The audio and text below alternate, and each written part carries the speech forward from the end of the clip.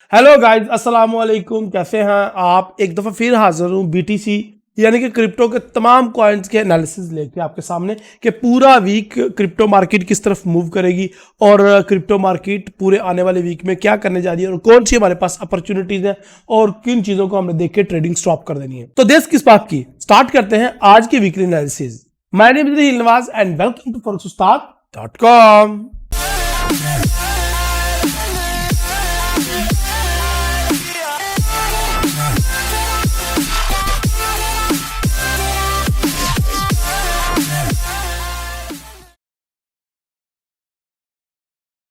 Okay जी, तो हमारी स्क्रीन पे आप आ जाए तो ये आपको नजर आ रहा है कि मार्केट उसी एरिया में दोबारा फंस चुकी है, उसी जोन में दोबारा फंस चुकी है। जो जोन ये साल 2022 के स्टार्ट में जिस जोन में फंसी थी मार्केट, और आप देख रहे हैं वो जोन कौन सा है जी? वो जोन ये वाला जो हमने येलो हाईलाइट किया हुआ है, 45,000 से लेके ऑलमोस्ट 38,000 तक। और मार्केट जब से 2022 चढ़ा है इसी जोन में वर्क कर रही है और इधर ही मार्केट अप्स एंड डाउन कर रही है। अभी मार्केट ने इसको ब्रेक किया। आई नो, मुझे पता ही था कि ये एक किस्म का थोड़ा सा फेक किस्म का ब्रेकआउट होगा और मार्केट इसको ज़्यादा सस्टेन नहीं कर पाएगी, लेकिन यहाँ पे जो हमारी ट्रेंड लाइन है वो सही तरीके से वर्क कर रही है और मार्केट को रोके हुए है अभी तक, और मार्केट को वो डाउन जाने नहीं दे रही। देखिए मार्केट 3-4 दफ़ा इसको टेस्ट कर चुकी है लेकिन अभी तक नहीं। और उसके बाद मूविंग एवरेज लाइन भी इसके साथ मुसलसल चिपटी हुई है। और थोड़ा सा अगर मैं बड़ा करूं इसको तो यहाँ पे अगर आप देखें तो मार्केट ने एक अपना जोन पकड़ा हुआ है 40,000 से लेके, यानी कि 39,500 से लेके मार्केट जो है वो 40-42,000 तक बार बार मूव कर रही है। और ये सिलसिला उसने अप्रैल से स्टार्ट किया हुआ है, 10 अप्रैल से। तो मार्केट इसी एरिया में है। अब हमने देखना ये है कि कब तक इस एरिया में होल्ड करेगी, स्टे करेगी। जैसे ही मार्केट ऊपर की तरफ वापस जाती है 40,000 को क्या क्रॉस करके 42,000 को, तो ये ऊपर की तरफ भाग जाएगी और इसी चीज का हमें इंतजार रहेगा कि कब मार्केट इसको ब्रेकआउट करती है ऊपर की तरफ।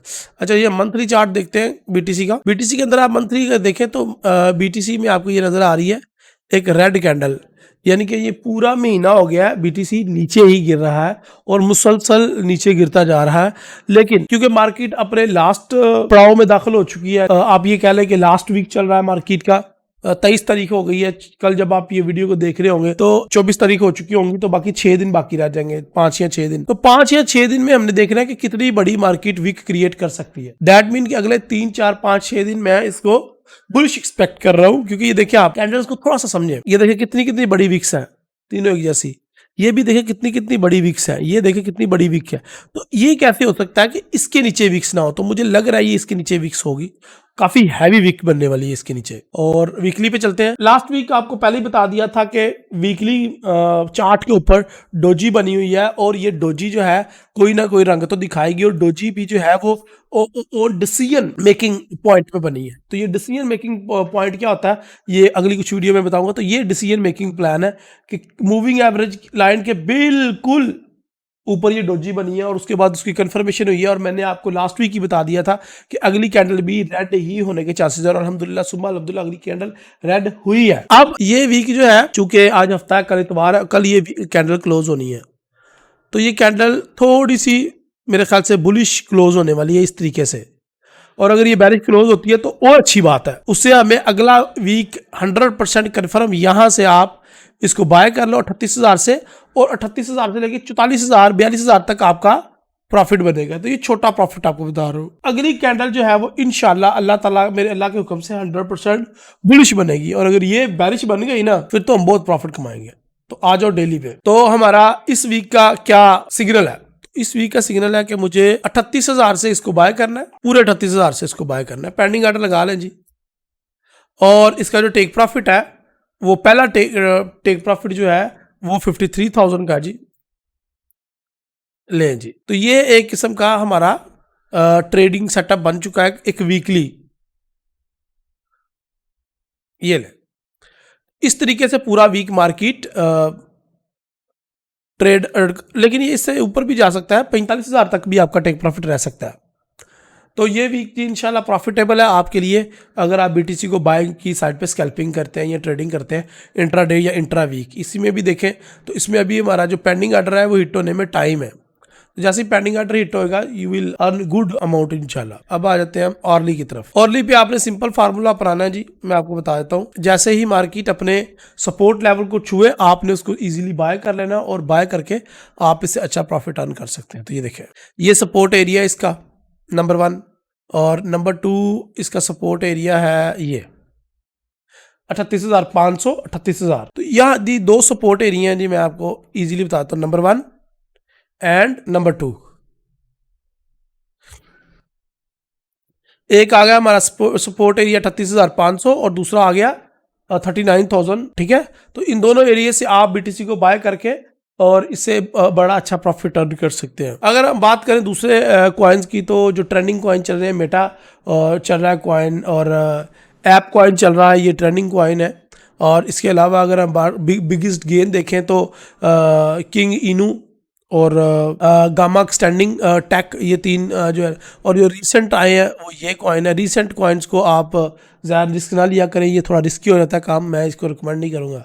अगर हम ओवरऑल बात करें एथेरियम के थोड़े चार्ट को देख लेते हैं हम, और देखते हैं कि लास्ट मंथ जो हमने अपना पेंडिंग ऑर्डर लगाया था वो हिट हुआ कि नहीं। यस, वो हिट नहीं हुआ, और अब जो बीटीसी का कंडीशन नज़र आ रही है वो ऊपर जाता हुआ दिख रहा है, तो मुझे नहीं लगता कि ये हिट हो। तो मैं अपना ऑर्डर उठा कर थोड़ा सा ऊपर लेके आता हूँ, 2850, 2870 ले जी। 2850 से हम इसको अब बाय कर सकते हैं।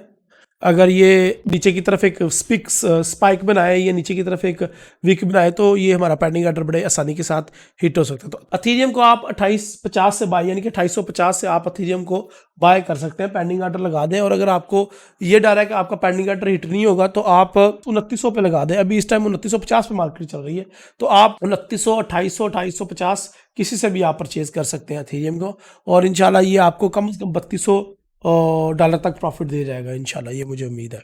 इसके अलावा जी हम बात कर रहे हैं, कमेंट में बताएं कौन कौन से कॉइन्स को आप एनालिसिस करना चाह रहे हैं।